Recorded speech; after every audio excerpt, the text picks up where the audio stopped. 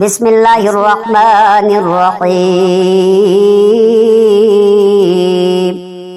السلام علیکم ورحمۃ اللہ وبرکاتہ۔ پیارے مسلمان بہن بھائیوں، اگر آپ حدیث پاک سننا پسند کرتے ہیں تو یہ ویڈیو اسپیشلی آپ کے لیے ہے۔ ویڈیو مکمل دیکھیں، انشاءاللہ بہت فائدہ ہوگا۔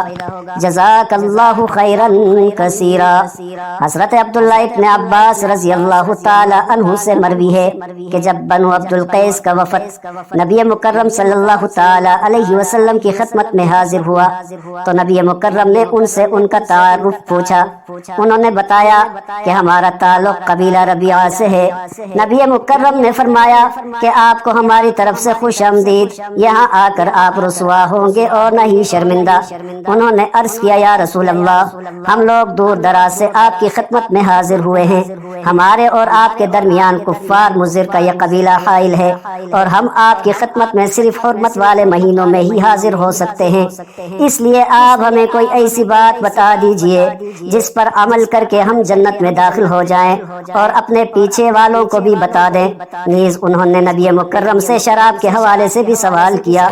نبی مکرم صلی اللہ تعالی علیہ وسلم نے انہیں 4 باتوں کا حکم دیا اور 4 چیزوں سے منع فرمایا۔ نبی مکرم صلی اللہ علیہ وسلم نے انہیں اللہ پر ایمان لانے کا حکم دیا اور فرمایا، کیا تمہیں معلوم ہے کہ اللہ پر ایمان لانے کا کیا مطلب ہے؟ انہوں نے کہا، اللہ اور اس کا رسول ہی بہتر جانتے ہیں۔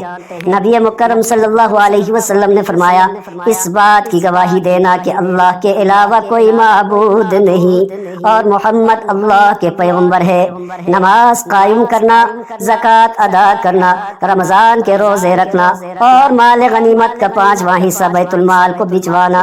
اور نبی مکرم صلی اللہ علیہ وسلم نے انہیں دبا، حنطم، نقیر اور مضافت نامی برتنوں سے منع فرمایا جو کہ شراب پینے کے لیے استعمال ہوتے ہیں، اور فرمایا کہ ان باتوں کو یاد رکھو اور اپنے پیچھے رہ جانے والوں کو بھی بتاؤ۔